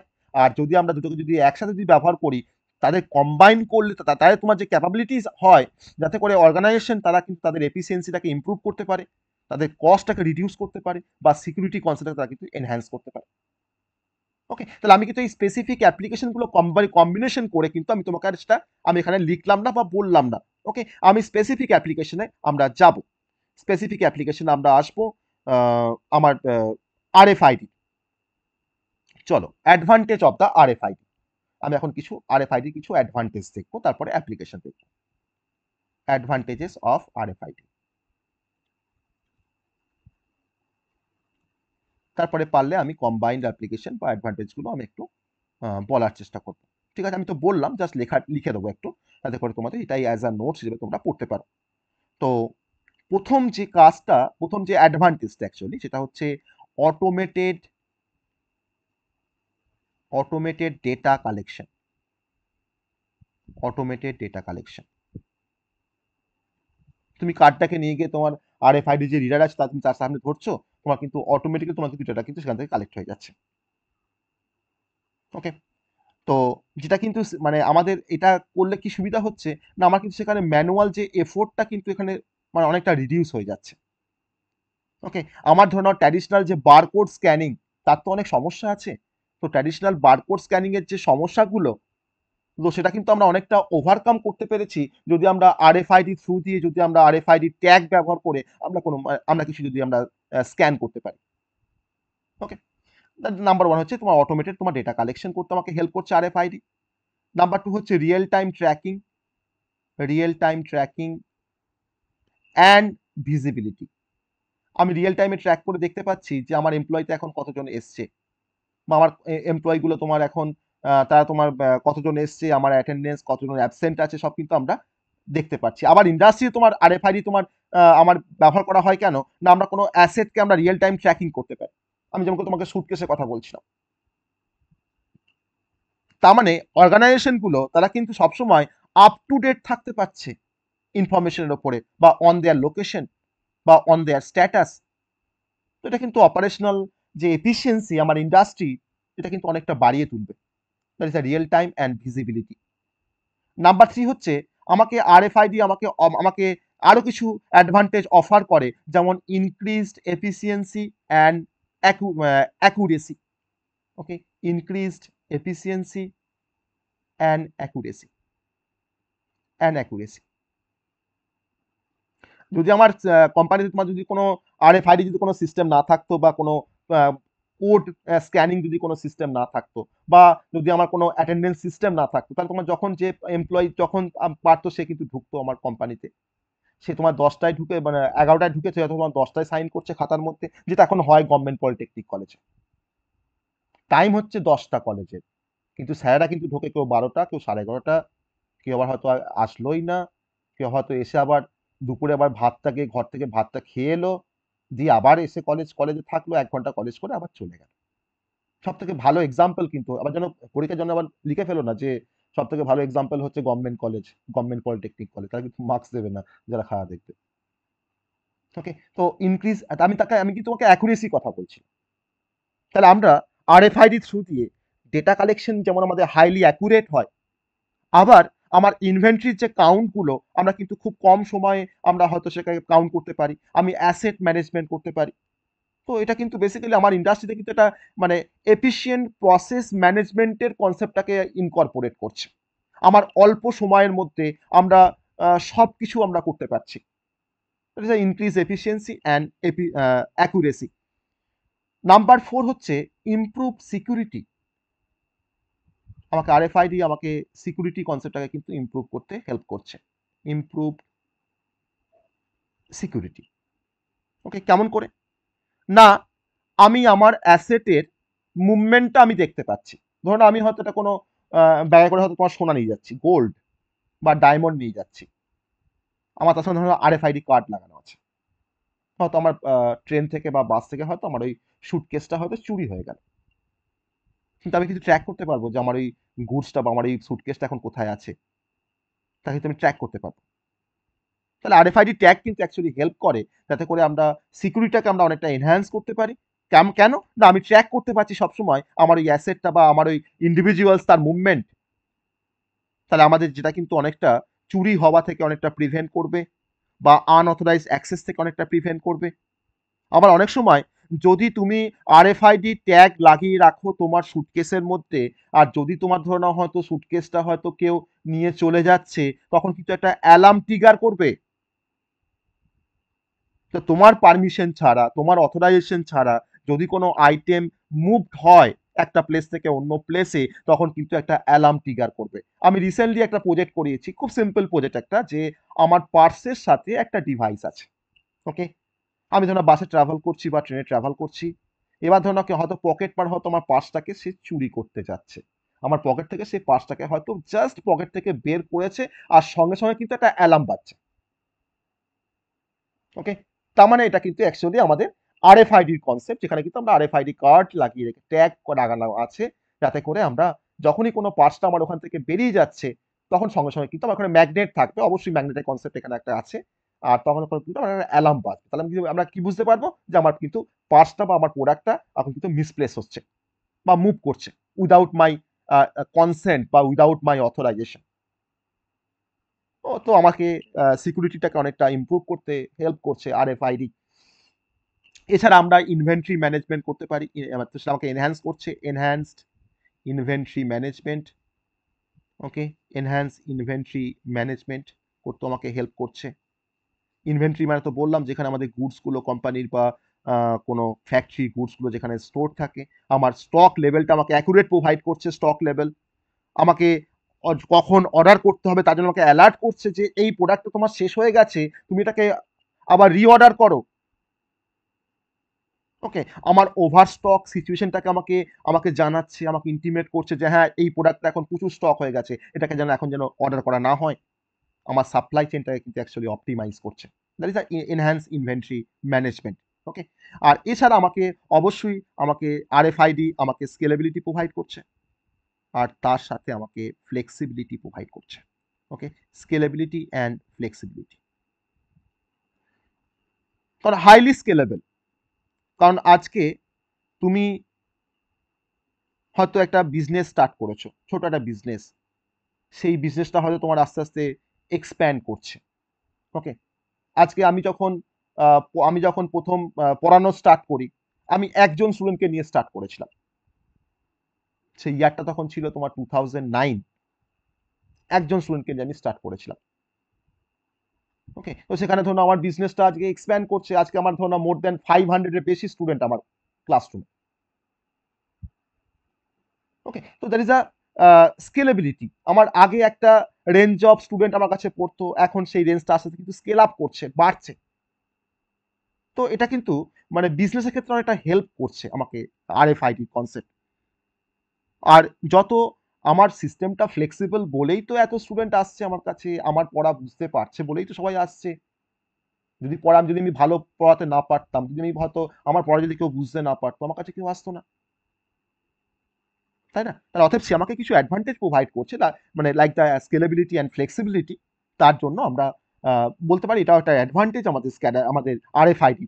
ওকে, আর তার সাথে সাথে আমাদের ম্যানুয়াল ইন্টারভেনশনটা কমে যাচ্ছে আস্তে আস্তে, কারণ সবই তো এখন আমাকে সিস্টেম, এমন এমন তোমার সিস্টেম ডেভেলপ হয়ে গেছে, আমার সেখানে কিন্তু ম্যানুয়াল ইন্টারভেনশনের প্রয়োজন পড়ছে না, ম্যান পাওয়ারের চাহিদা কমে যাচ্ছে,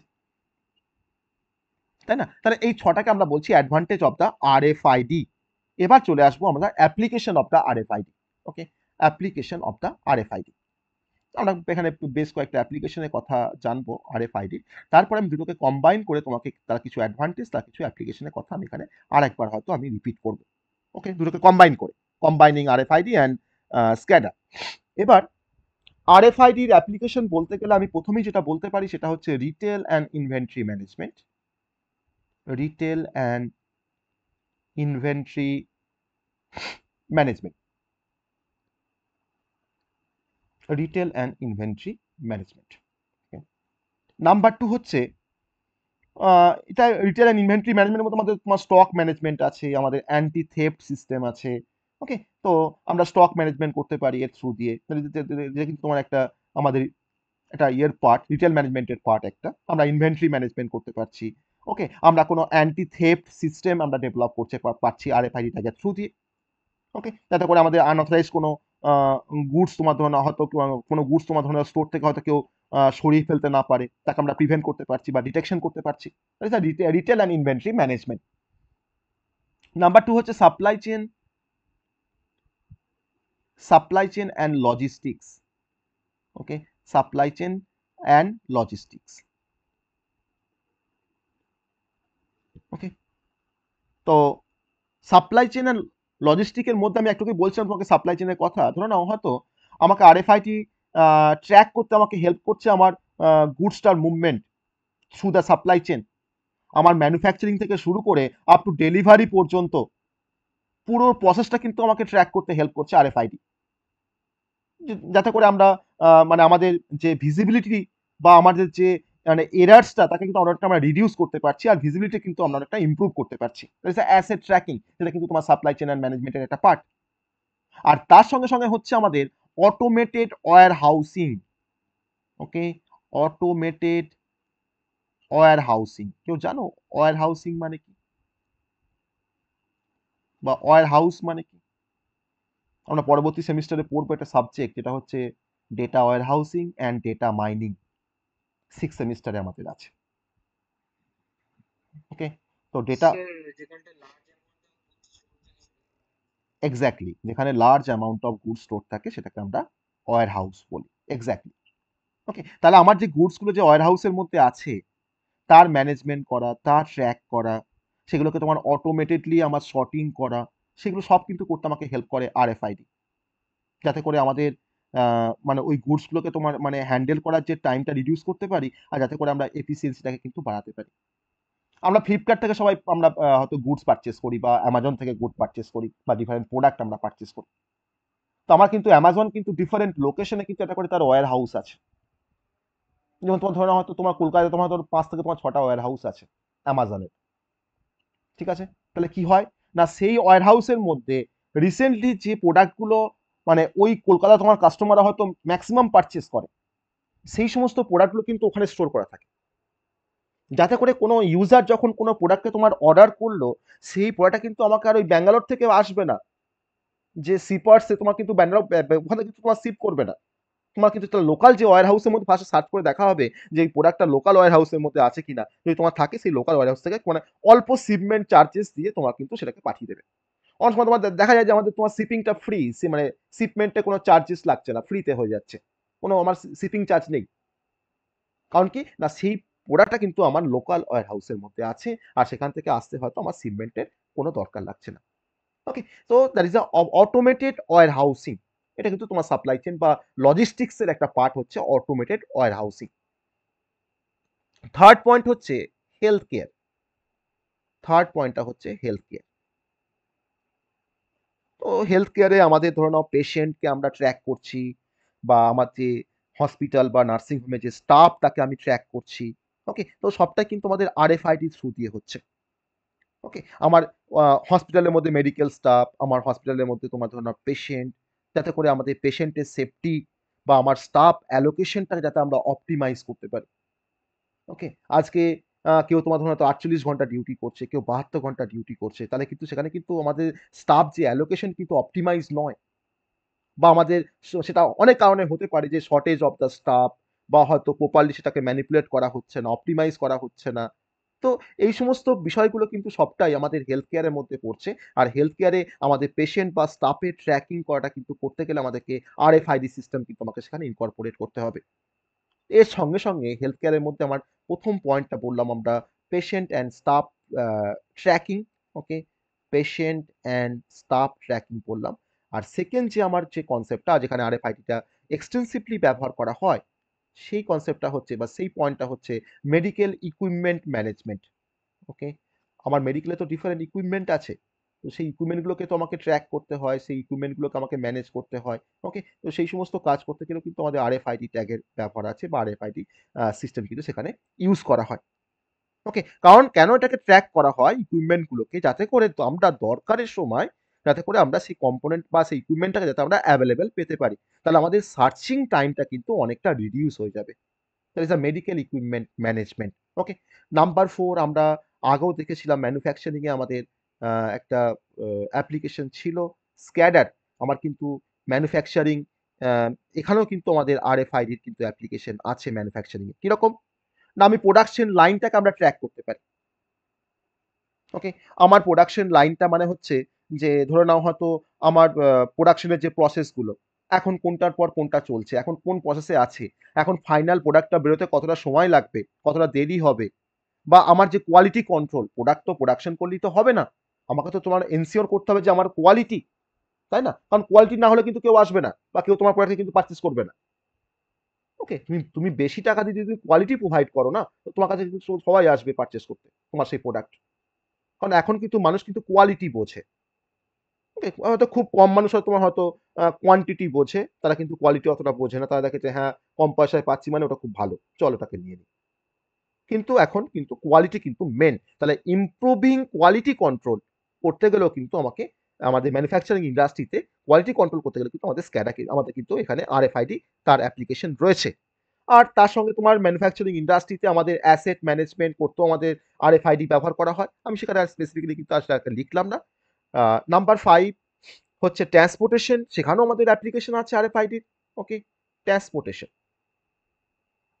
ট্রান্সপোর্টেশন মানে জাস্ট কমপ্লিমেন্টারি কনসেপ্ট কিন্তু আমাদের RFID আর হচ্ছে SCADA বোথ সিস্টেমকে আমরা কমন কোনো ইন্ডাস্ট্রিতে ব্যবহার করতে পারি। তারা কিন্তু কম্বাইনলি কাজ করলে কিন্তু আমাদের IoT সিস্টেম বা IoT অ্যাপ্লিকেশন কিন্তু আরো স্ট্রেনথেন হবে। ওকে? বা IoT যে সলিউশনটা কিন্তু আরো স্ট্রেনথেন হবে। নাম্বার 6 হচ্ছে অ্যাক্সেস কন্ট্রোল অ্যান্ড সিকিউরিটি। আমি একটু কি অ্যাক্সেস কন্ট্রোল নিয়ে কথা বলছিলাম। Access control and security. তো আমরা RFID কার্ড দিয়ে আমরা সিকিউর অ্যাক্সেস কন্ট্রোল করতে পারি। এটা কোনো বিল্ডিং এর মধ্যে। যে আমার ওই বিল্ডিং এ শুধুমাত্র অথরাইজড যারা পার্সোনাল তারাই হয়তো ওখানে এন্টার করতে পারবে। কিন্তু যখনই কোনো আনঅথরাইজড কোনো ইউজার যখন ওখানে এন্টার করতে যাচ্ছে, তখন কিন্তু RFID কার্ড কিন্তু সেটাকে প্রিভেন্ট করছে বা প্রোটেক্ট করছে। ওকে? তো এটা হচ্ছে আমাদের অ্যাক্সেস কন্ট্রোল অ্যান্ড সিকিউরিটি। তাহলে আমরা আমাদের বিল্ডিং এর যে সিকিউরিটি আমরা কিন্তু ইনকর্পোরেট করতে পারছি। নাম্বার 7 আমার ওখানে যেমন এগ্রিকালচার ছিল, এখানেও কিন্তু তোমার এগ্রিকালচার ফিল্ডে কিন্তু RFID এর অ্যাপ্লিকেশন আছে। এগ্রিকালচার, একই অ্যাপ্লিকেশন এগ্রিকালচার ফিল্ডে আমরা সেখানে আ ধরো হয়তো তোমার এগ্রিকালচার ফিল্ডে তোমার ধরুন হয়তো কিছু অ্যানিমেল আছে। আমার ধরুন একটা বড় একটা অ্যানিমেল প্ল্যান্ট আছে। যেখানে হয়তো তোমার অ্যানিমেল প্ল্যান্ট মানে তোমার যেখানে তোমার সমস্ত অ্যানিমেল থাকতে পারে। ওকে? তো সেই অ্যানিমেলরা এখন তাদের হেলথ কন্ডিশন কেমন, তারা এখন কি লোকেশনে রয়েছে, তাদের হিস্ট্রি, ওকে? মানে আমরা অ্যাকচুয়ালি ফার্ম ম্যানেজমেন্ট করছি। ওকে? আমরা ফার্ম ম্যানেজমেন্ট করছি। এটা কিন্তু এগ্রিকালচারে কিন্তু খুব কাজে লাগে। ওকে? আমরা ধরো ক্রপ মনিটরিং করছি যে আমার এখন একটা গাছ লাগিয়েছি, একটা ফুলের গাছ লাগিয়েছি। ওকে? তো আমার এখন গাছটা এখন কি অবস্থায় আছে? তার পাতায় কি রোগ এসছে?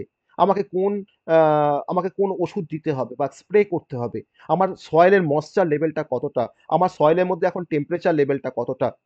ওকে? মানে আমরা কিন্তু অ্যাকচুয়ালি প্রিসিশন ফার্মিং করতে পারি আমাদের RFID থ্রু দিয়ে। এটাও কিন্তু RFID র একটা আ তুমি একটা RFID তুমি একটা অ্যাডভান্টেজ বলতে পারো। ওকে? বা অ্যাপ্লিকেশন বলতে পারো। ওকে? তাহলে আমরা এতক্ষণ ধরে তোমার দেখো মোট ৭ টা অ্যাপ্লিকেশন বললাম। আমাদের আ ৭ টা অ্যাপ্লিকেশন আমার তো মনে হয় আর বেশি অ্যাপ্লিকেশন এ যাওয়ার দরকার নেই। তো RFID টেকনোলজি মানে একটা ভার্সেটাইল একটা টেকনোলজি বা অ্যাডাপ্টেবল একটা টেকনোলজি। যেটা ওয়াইড রেঞ্জ অফ ইন্ডাস্ট্রি ব্যবহার করে। কেন ব্যবহার করে? না তার এফিসিয়েন্সিটাকে ইমপ্রুভ করার জন্য, তার অ্যাকুরেসিটাকে ইমপ্রুভ করার জন্য, তার ট্র্যাকিং এর ক্ষেত্রে সিকিউরিটিটাকে বাড়ানোর জন্য, অ্যাসেট গুলোকে ম্যানেজ করার জন্য, ইনভেন্টরি ম্যানেজ করার জন্য বা কোনো পার্সোনালকে ম্যানেজমেন্ট করার জন্য। তার জন্য কিন্তু বেসিক্যালি আমরা RFID কনসেপ্টটাকে ব্যবহার করি। ওকে? এটা হচ্ছে basic concept of the RFID। তাহলে ওভারঅল আমরা RFID আর SCADA আমরা সবাই বুঝতে পেরেছি ওভারঅল কনসেপ্টটা। আমাদের মনে থাকবে, পরীক্ষায় আসলে আমরা লিখতে পারবো। গল্পের মতো করে লিখতে পারবো। RFID and SCADA বলো একটু আমাকে।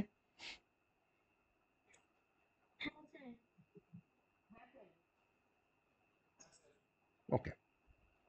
তো আমি আর কম্বাইন অ্যাপ্লিকেশন এর দিকে আমি আর যাচ্ছি না। কারণ আমি মুখে সেগুলো বলেছি কম্বাইন যদি করি তাহলে আমাদের কি, কি অ্যাডভান্টেজ প্রোভাইড করে SCADA আর RFID, আর যদি আমাদের কম্বাইন করি তাহলে আমাদের কি, কি অ্যাপ্লিকেশন প্রোভাইড করে। আমি সেগুলোকে লিখেওছি আগের SCADA র যে অ্যাপ্লিকেশন ১ম যেটা লিখেছিলাম সেটা কিন্তু সবটাই হচ্ছে আমাদের তার অ্যাপ্লিকেশন। মানে SCADA আর RFID কম্বাইন করে যে অ্যাপ্লিকেশন। ওকে? তো আমি সেটাকে এখানে আর লিখছি না বা আমি আর বলছি না সেই কনসেপ্টটা, সেটা আমাদের আর দরকার লাগবে না। এবার আমাদের নেক্সট যে কনসেপ্টটাতে আমরা আসবো সেটা হচ্ছে issue with IoT standardisation. Okay? আমাদের একটা সিলেবাসে একটা পয়েন্ট আছে। সেটা হচ্ছে issues with IoT standardisation. IoT standardisation, standardisation. IoT স্ট্যান্ডার্ডাইজেশনের ক্ষেত্রে কি ইস্যু আসতে পারে? তাহলে ফার্স্টে জানতে হবে যে স্ট্যান্ডার্ডাইজেশন বলতে কি বোঝায়? সেটা কিন্তু আইওটি প্রোটোকলের রেসপেক্টে কিন্তু যে আইওটি প্রোটোকলের যে স্ট্যান্ডার্ডাইজেশন তাতে কি ইস্যু আসতে পারে। ওকে? তো ফার্স্টে বলি যে স্ট্যান্ডার্ডাইজেশন বলতে কি বোঝায়? আমরা ডিফারেন্ট স্ট্যান্ডার্ডের নাম শুনেছি। যেমন লাইক ISO 9001, 2015, তাই না? আমরা শুনেছি তোমার ধরে নাও NBA অ্যাক্রিডিটেশন শুনেছি। এটা কিন্তু ওয়ান কাইন্ড অফ মানে স্ট্যান্ডার্ডাইজেশন। আমরা NAC এর নাম শুনেছি, NAC approved, that is a standardisation. তারা ডিফারেন্ট এডুকেশনাল অর্গানাইজেশনকে তারা কিন্তু স্ট্যান্ডার্ডাইজেশন প্রোভাইড করে। ওকে? তো সেরকম আমার আইওটি যে সিস্টেম বা আইওটির যে প্রোটোকলগুলো ব্যবহার করছি আমরা, সেই প্রোটোকলগুলোকে তোমার স্ট্যান্ডার্ডাইজ করার ক্ষেত্রে আমার কিছু চ্যালেঞ্জেস আমাকে ফেস করতে হচ্ছে বা কিছু ইস্যু আমাকে ফেস করতে হচ্ছে। তো কিরকম টাইপের ইস্যু আমাকে ফেস করতে হচ্ছে সেটা আমরা একটু দেখব।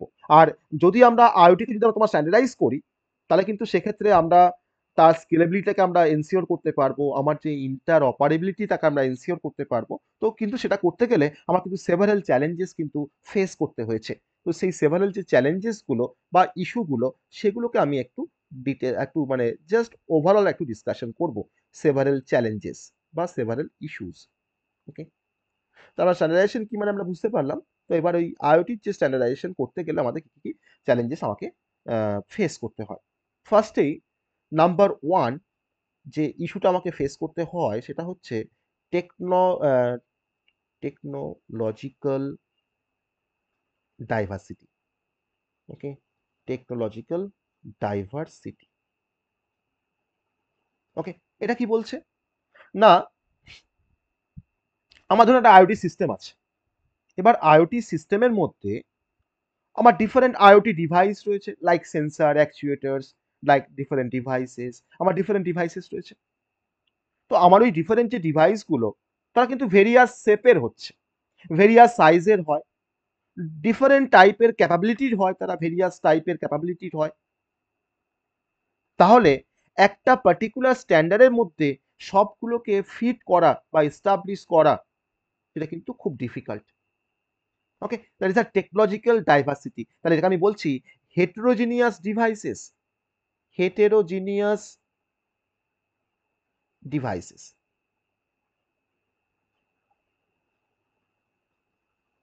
কারণ সমস্ত ডিভাইসের তোমার একই শেপ নয়, একই সাইজ নয়, ক্যাপাবিলিটি একই রকম নয়। তো তাকে যদি আমি সবাইকে নিজে আমাকে মানিয়ে গুছিয়ে কাজ করতে হয়, তাহলে সেখানে কিন্তু একটা প্রবলেম আসবেই, একটা চ্যালেঞ্জেস আসবেই।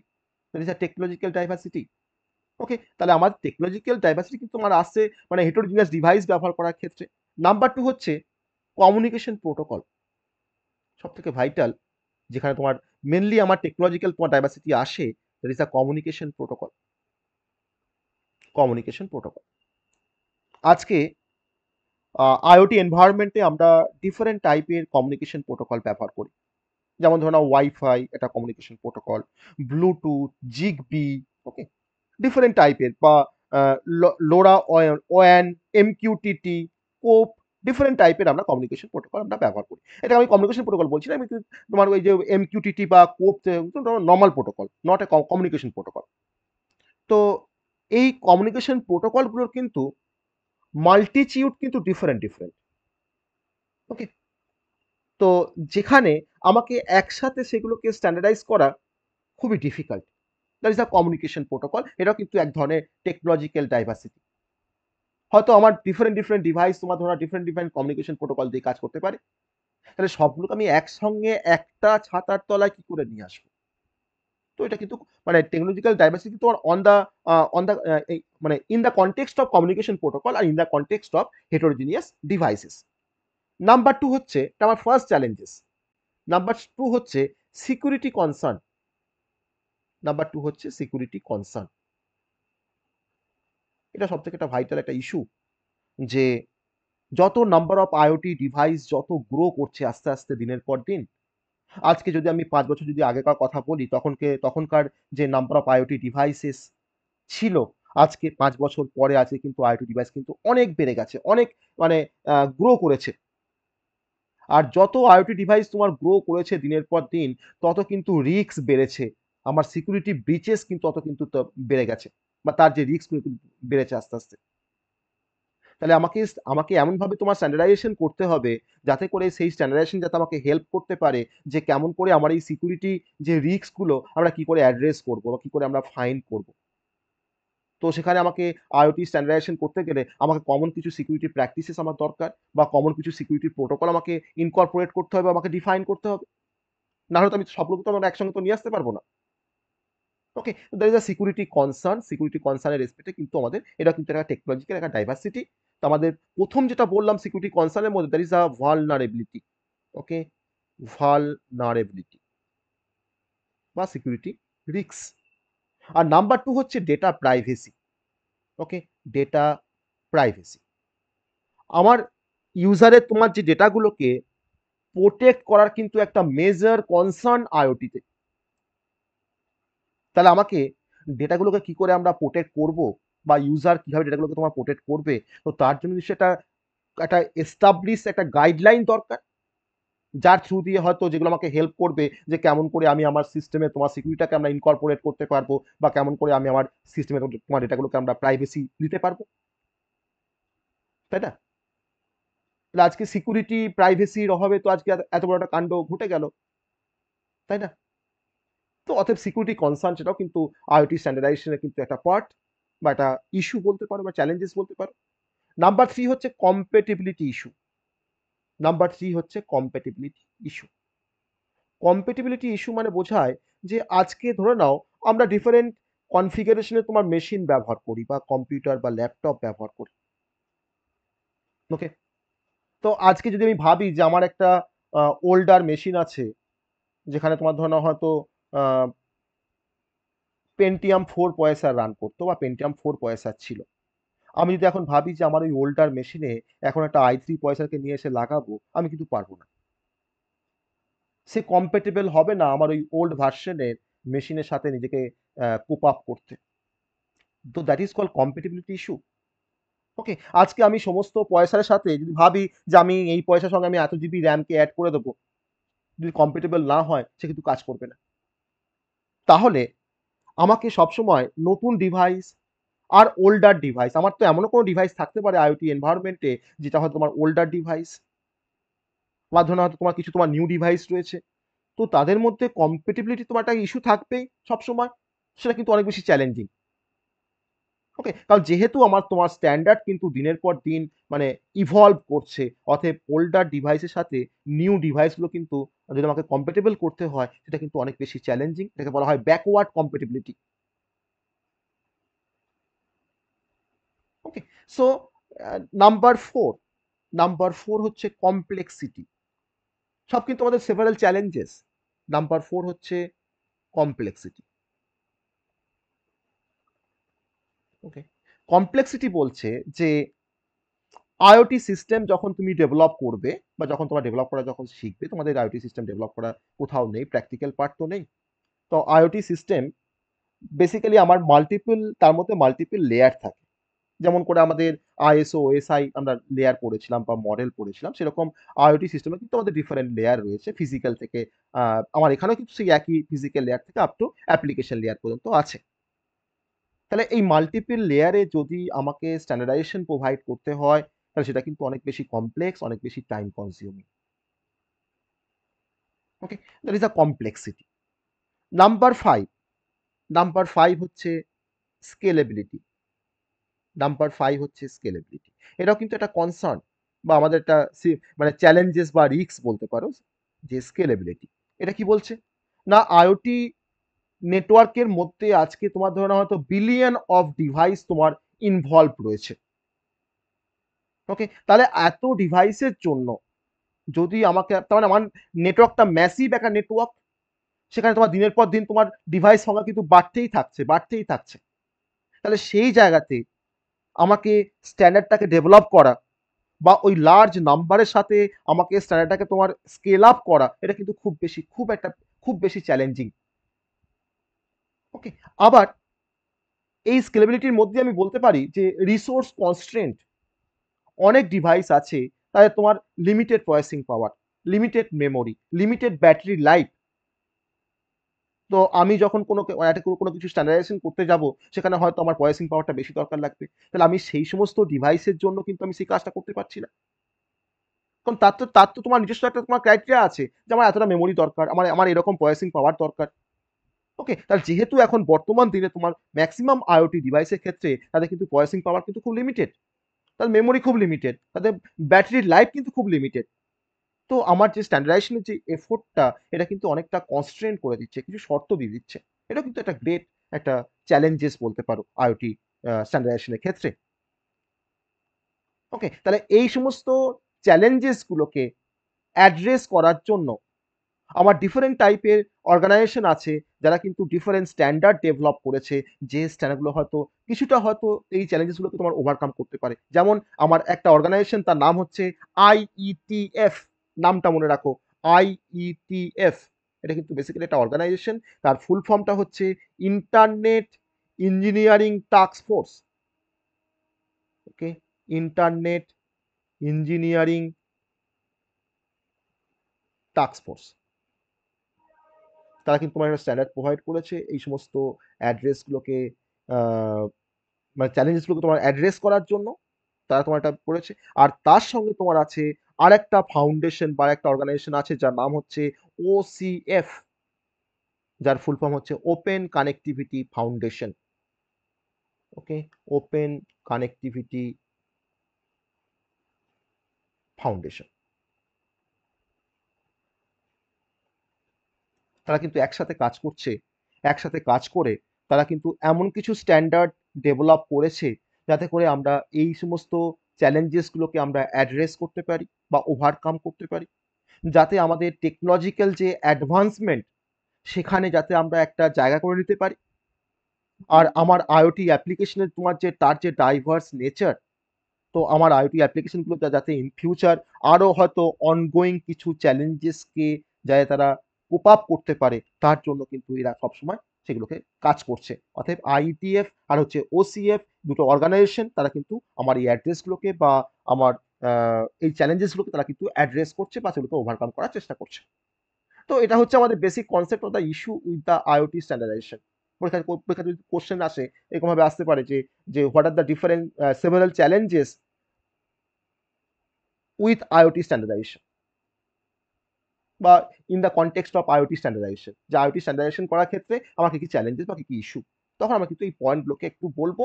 আর পয়েন্টগুলোকে বলে আমরা দু একটা করে কথা আমরা বলবো বা সেন্টেন্সে আমরা ওই পয়েন্টগুলোকে জাস্ট একটু বোঝাবো যে হ্যাঁ এই কারণের জন্য বা এইগুলো হচ্ছে আমার সেভারাল চ্যালেঞ্জেস। আমি এখানে ৫ টা চ্যালেঞ্জের কথা আমি কিন্তু বলেছি। আবার প্রতিটার মধ্যে আমি তোমার ডিফারেন্ট আবার ক্লাসিফিকেশন বলেছি বা ডিফারেন্ট ভাগগুলোকে আমি দেখিয়েছি। ওকে? তো এটা হচ্ছে আমাদের আজকের লাস্ট কনসেপ্ট আমরা পড়লাম যেটা। আজকে কিন্তু এখন বেশি আমরা পড়তে পারলাম না। কারণ প্রতিটা কনসেপ্টের মধ্যে এত ডেসক্রিপশন রয়েছে বা এত কিছু রয়েছে। কারণ পুরোপুরি কিন্তু আউট অফ ফিল্ড একটা মানে টপিক। আমরা এখানে ইন্ডাস্ট্রি তোমার অনেক কিছু মানে শিখতে পারলাম। ইন্ডাস্ট্রির ডিফারেন্ট টাইপের অপারেশন, হ্যাঁ? আমরা লজিস্টিক্স, আমরা ইনভেন্টরি কন্ট্রোল, তাই না? আমরা ট্র্যাক ম্যানেজমেন্ট। তো আমরা ডিফারেন্ট টাইপের কিন্তু কনসেপ্ট এখানে দেখলাম, যেটা কিন্তু আমাদের পুরোপুরি মানে আমাদের সিলেবাসের থেকে কিন্তু একটু আলাদা রকমের। ওকে? তার মানে IoT কে আমরা ডাইভার্স ফিল্ডে ব্যবহার করতে পারি। ওকে? আর IoT তে আমার কিন্তু ডিফারেন্ট টাইপের ডিভাইস ব্যবহার করা হয়। তার নেচারটা কিন্তু হচ্ছে হেটেরোজেনিয়াস নেচার। ঠিক আছে? তো আমরা আজকে এই ৩ টে পার্টই আমরা ডিসকাশন করলাম। আমরা সিলেবাসের মধ্যে যেটুকু কভার করতে পেরেছি আজকে, সেটা হচ্ছে SCADA RFID প্রোটোকল, আর তার সঙ্গে হচ্ছে issue with the IoT standardisation. Okay? তো আমাদের প্রোটোকল আমাদের এখনো ২ দিন লাগবে। আমাদের নেক্সট দিন আমরা ব্যাকনেট প্রোটোকল, মডবাস এগুলোকে আমরা আস্তে, আস্তে ডিসকাস করব। আমাদের কিন্তু এখনো তোমার ২ টো ক্লাস লাগবে IoT প্রোটোকল শেষ করতে। আর যদি আমি পারি ইন দ্য মিন টাইম কিছু ২-১ টা প্রোটোকলকে হয়তো রেকর্ড করে তোমাদেরকে শেয়ার করতে, সেটাও আমি করব। কারণ প্রোটোকলগুলো কিন্তু বলতে প্রচুর সময় লাগছে। কারণ একটা প্রোটোকলের মধ্যে অনেক কিছু কনসেপ্ট রয়েছে। তো সেগুলোকে আমাকে বলতে হচ্ছে। তাও কিন্তু আমরা খুব যে ডেপথ এ ঢুকছি তা কিন্তু ঢুকছি না। কিন্তু তাও আমাদের কিন্তু সময় বেশি লাগছে এই সমস্ত মানে এগুলোকে পড়তে, প্রোটোকলগুলোকে। আর আমি কেন এটাকে তোমার আরো বেশি জোর দিচ্ছি এই মানে এই ইউনিট 2 টাকে, কারণ ইউনিট 2 থেকে কিন্তু আমার যেটা আসে পরীক্ষা, সেটা তোমার হচ্ছে শর্ট নোট অন, তোমাকে ৩ টে প্রোটোকল বা ৪ টে প্রোটোকলের নাম দেবে, যে এনি 2 তোমাকে লিখতে বলবে। Okay? Write a short note on the following protocol. তো এটা কিন্তু একটা ডেসক্রিপটিভ কোয়েশ্চেন কিন্তু একটা পরীক্ষায় আসবে। তার জন্য আমরা প্রত্যেকটা প্রোটোকলকে আমরা ডিসকাশন করছি ইন ডিটেইলস। ওকে? যাতে করে যাই কোয়েশ্চেন আসুক না কেন সেই প্রোটোকল থেকে, যাতে আমরা লিখতে পারি বা সেটা যেন আমরা অ্যাটেম্প্ট করে আসতে পারি। ওকে? তো আজকে আমরা শেষ করব। তোমাদের কোনো কোয়েশ্চেন থাকলে তোমরা করতে